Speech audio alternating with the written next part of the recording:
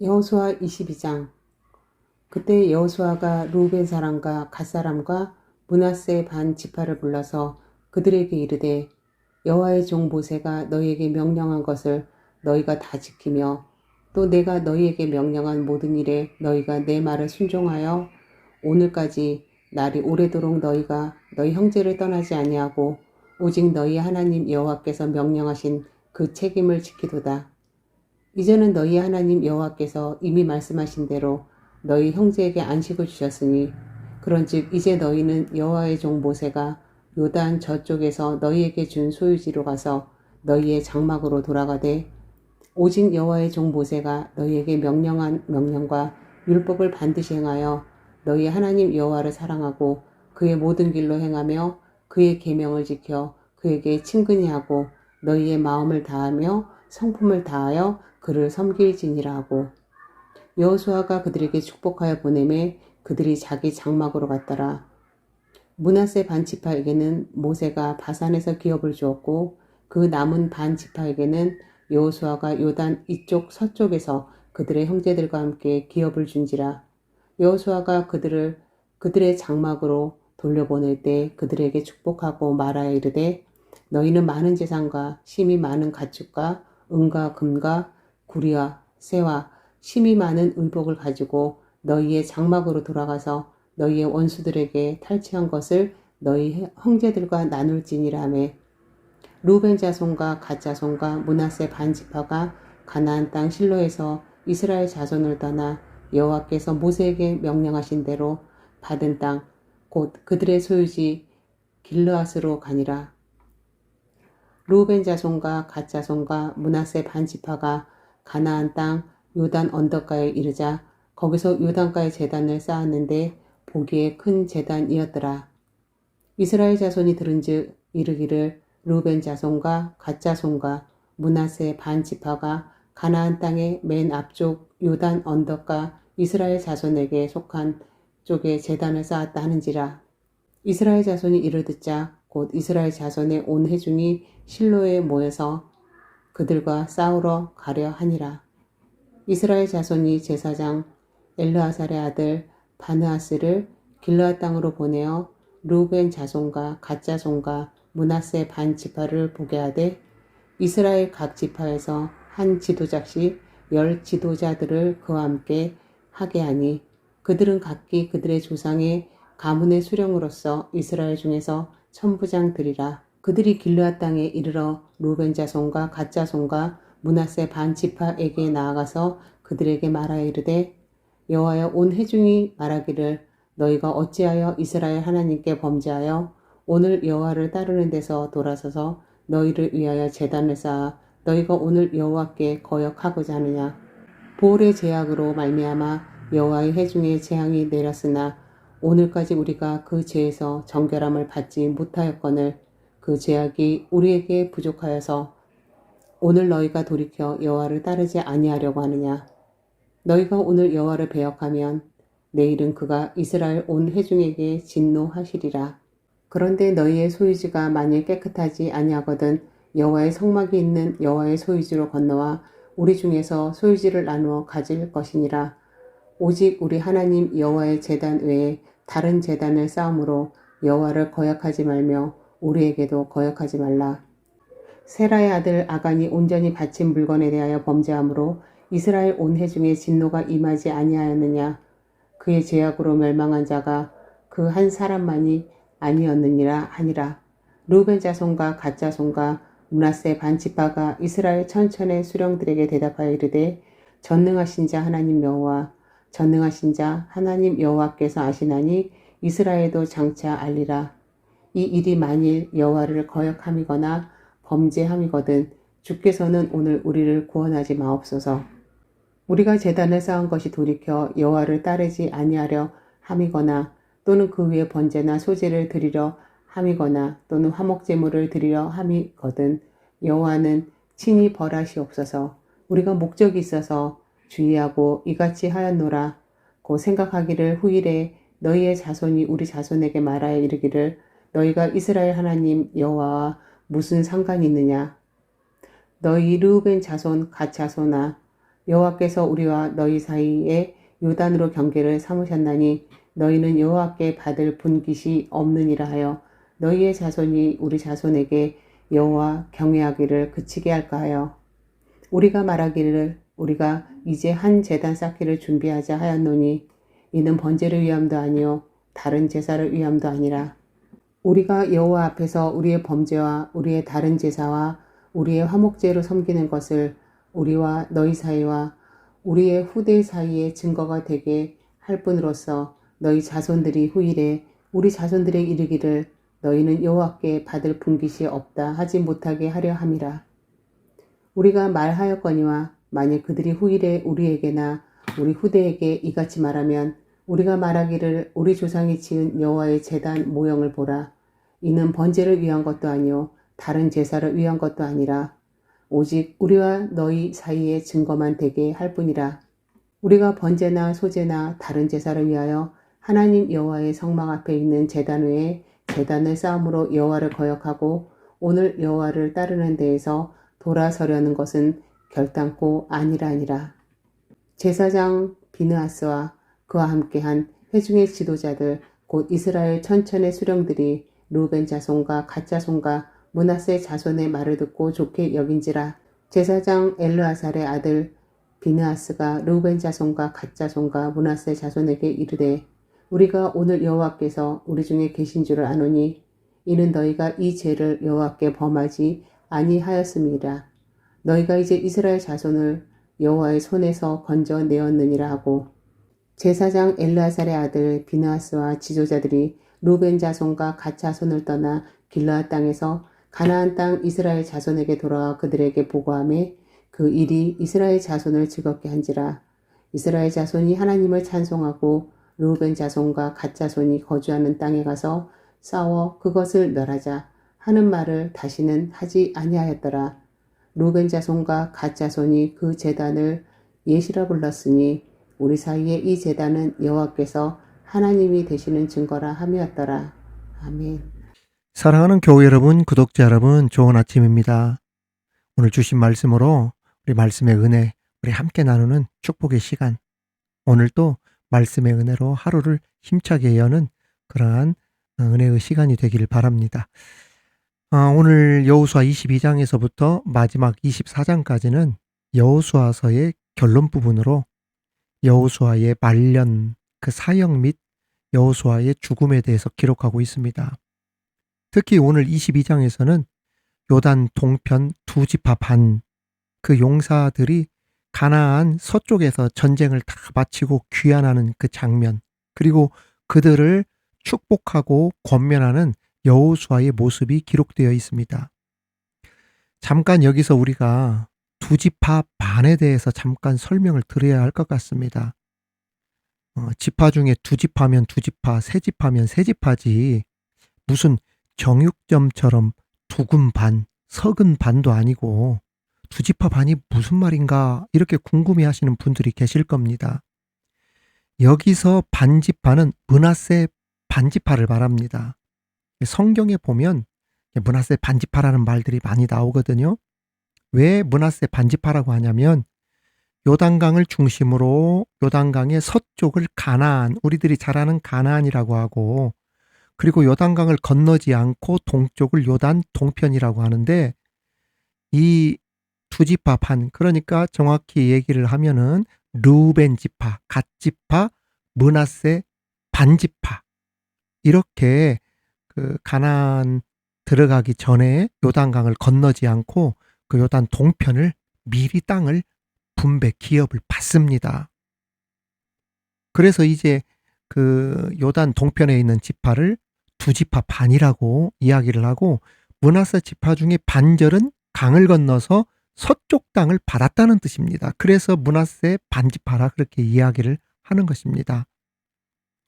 일찍이 여러분 기억나실지 모르겠지만 요단 동편에 이 땅을 미리 분배를 받았었어요. 르우벤, 갓, 므낫세 반지파가요.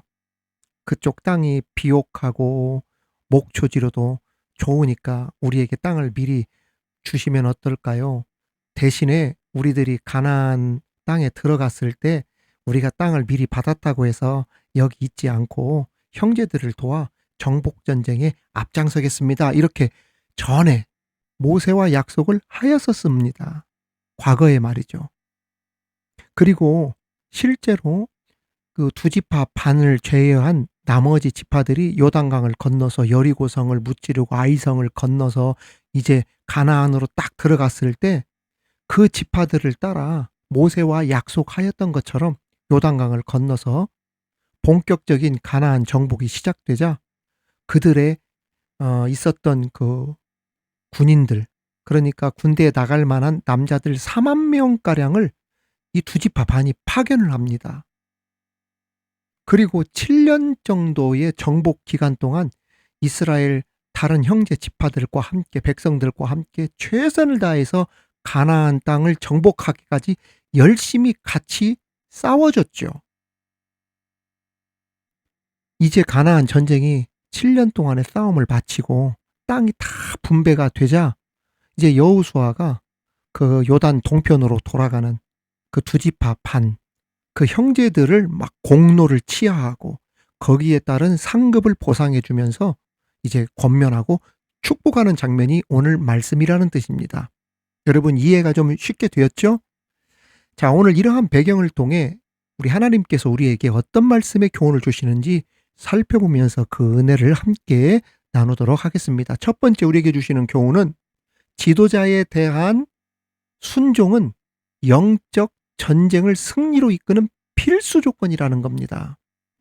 우리가 어떤 전쟁을 싸워서 이기려면, 승리를 쟁취하려면 지도자에 대한 철저한 순종이 있어야 된다는 이야기예요. 쉽게 이야기해서 내부가 분열이 되어지고 지도자에 대해 순종을 하지 않으면은 어떤 전쟁이든 그 전쟁을 승리로 이끌지 못한다는 이야기입니다. 순종이 그만큼 중요하다는 이야기예요.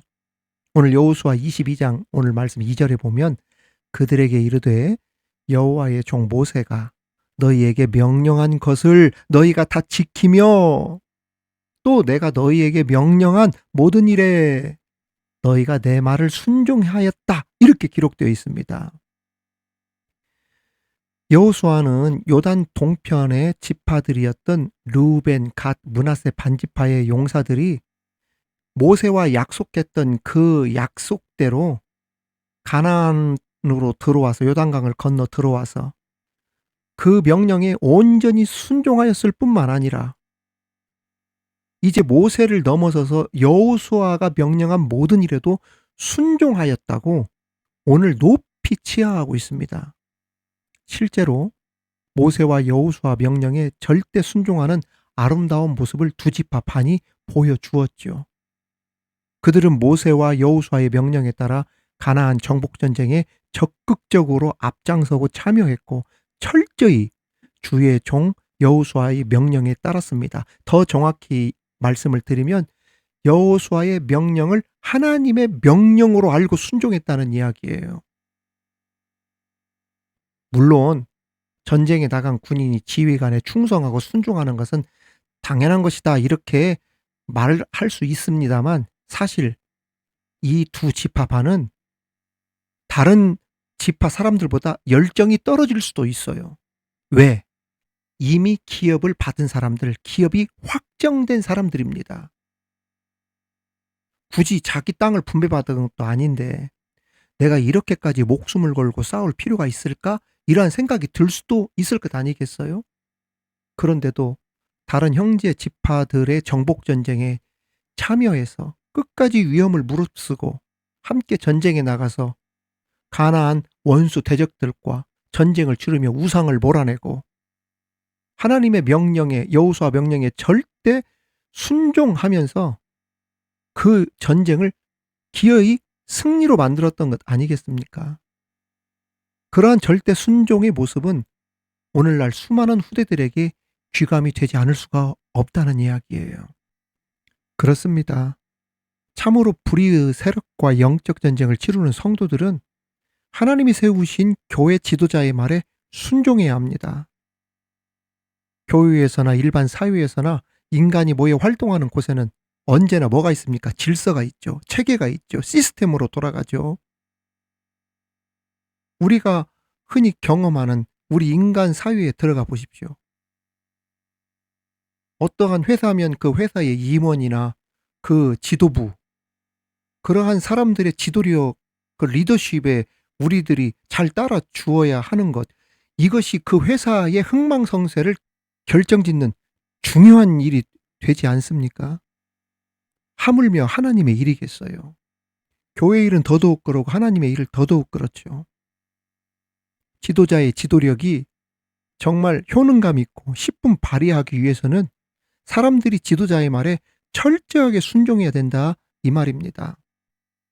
오늘날 한국교회의 문제라면 문제 중에 하나가 뭐냐면, 그 모세 옆에 갈렙과 여호수아가 있었던 것처럼 적극적으로 순종하고 따라주고 목회에 힘이 되어 주어야 되는데, 견제하고 발목을 잡고 이러한 경우들이 참 많은 것들을 보게 됩니다. 한국교회의 큰 문제 중에 하나라고도 할 수 있는데, 그러한 면에서 요단 동편의 르우벤, 갓, 므낫세 반지파가 보여주는 이러한 절대 순종의 모습은 우리들에게 큰 귀감이 된다 할 수 있습니다.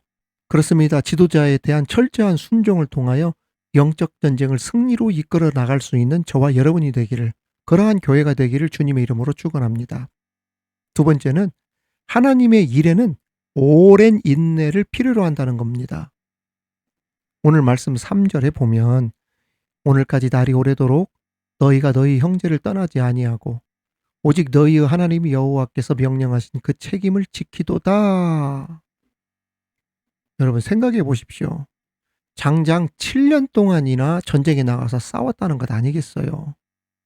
자기 일도 아니고, 그리고 그 전쟁은 이론이 아니라 실전이었잖아요. 전투하다가 사람이 죽을 수도 있는 거, 전사자도 나오고 얼마나 힘들었겠어요. 그리고 그 싸우는 자리가 실내도 아니고 야전이었지 않습니까? 들판에서 잠을 자야 되고 먹을 것도 그렇다고 막 풍부했겠어요? 잠자리도 불편하고 매일매일 자는 동안에도 경계 근무 보초 서야죠. 옆에다 칼을 차고 자야죠. 그리고 고향을 떠나온 지가 7년이나 되었어요. 얼마나 많은 아픔도 있고 다툼도 때로는 있을 수도 있을 것이고 힘든 날이 굉장히 많았을 것 아니겠습니까? 그럼에도 불구하고 즐거운 날이나 슬픈 날이나 항상 형제들과 함께 하면서 하나님께서 명령하신 책임을 오랫동안 참고 인내하면서 그 책임을 지켰다고 한 겁니다. 다시 말하면 이 말을 오늘 우리의 삶으로 적용시켜 보면, 우리가 신앙생활 하다가 사람을 보면 떠나고 싶고 막 때려치고 싶은 생각도 있지만, 하나님께서 나를 그냥 세우신 것이 아니다. 다 뜻과 계획이 계셔서 나를 세우시고 직분을 맡겨 주신 것이고 항존 직분자가 되게 해 주셔서 기름까지 부어 주셨는데, 오래도록 자리를 지키고 내 하나님만 보고 참고 인내하면서 나가야겠다, 이러한 마음을 가져야 된다는 겁니다. 자그마치 7년이라고 하는 결코 짧지 않은 시간 동안 목숨이 걸려있는 전장을 헤매고 다니면서도 하나님께서 명령하신 일을 수행하기 위해 그 오랜 시간 동안 인내하며 참고 기다린 르우벤, 갓, 므낫세 반지파의 이 모습, 그렇습니다. 하나님의 일은 오랜 인내가 필요하다는 거예요. 결국 이러한 인내를 통해 그들은 마침내 전쟁에서 승리를 하게 되었고, 요단강을 건너 요단 동편 자기 땅으로 복귀할 때, 고향으로 돌아갈 때, 집으로 돌아갈 때, 컴백 홈 할 때 얼마나 큰 감동과 눈물이 있었겠습니까? 이러한 요단 동편의 르우벤, 갓, 므낫세 반지파 사람들의 인내는 오늘날 신앙생활을 하는 우리들에게 시사하는 바가 매우 크다고 할 수 있습니다. 사랑하는 성도 여러분, 위 사실이 보여주듯 하나님 일에는 정말 오랫동안의 인내가 필요하다는 것, 내게 맡겨준 책임 끝까지 감당하려고 하는 투철한 책임의식과 강한 인내가 없이는 어떤 하나님의 일도 이룰 수 없음을 기억하면서 내게 맡겨준 일에, 신앙생활하는 일에 오래도록 참고 인내하며 나갈 수 있는 저와 여러분이 되기를 주님의 이름으로 축원합니다. 마지막으로 주시는 교훈은 형통할수록, 잘 될수록 더욱 하나님을 열심히 섬기라는 것입니다. 오늘 말씀 22장 5절에 보면 오직 여호와의 종 모세가 너희에게 명령한 명령과 율법을 반드시 행하여 너희의 하나님 여호와를 사랑하고 그의 모든 길로 행하며 그의 계명을 지켜 그에게 친근히 하고 너희의 마음을 다하며 성품을 다하여 그를 섬길지니라 하고.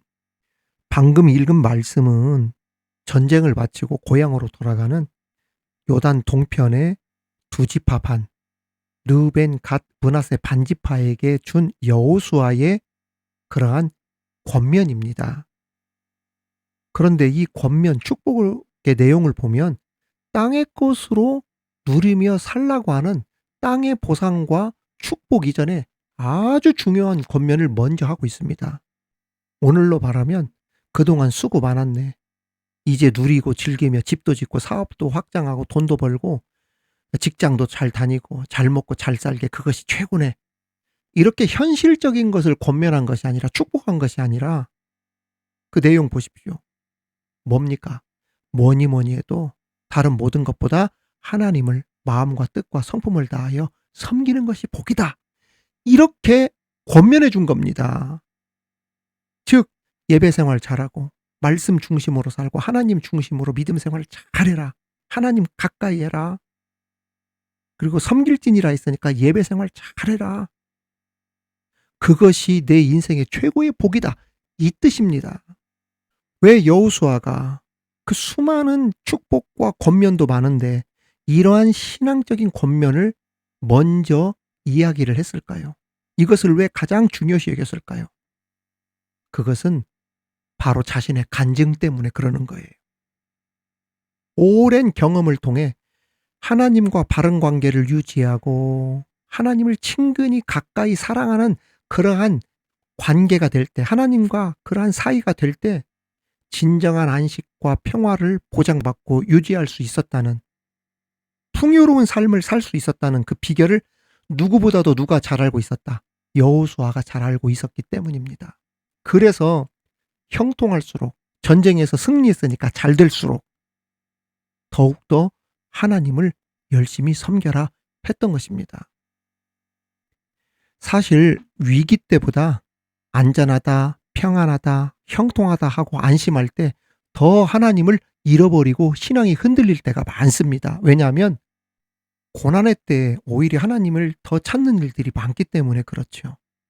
그런데 사람이 참 희한하게 모든 일이 다 잘 되고 승리하고 잘 풀리고 승승장구하고 막 그러면 금세 느슨해져서 하나님을 잃어버리는 일들이 정말 많습니다.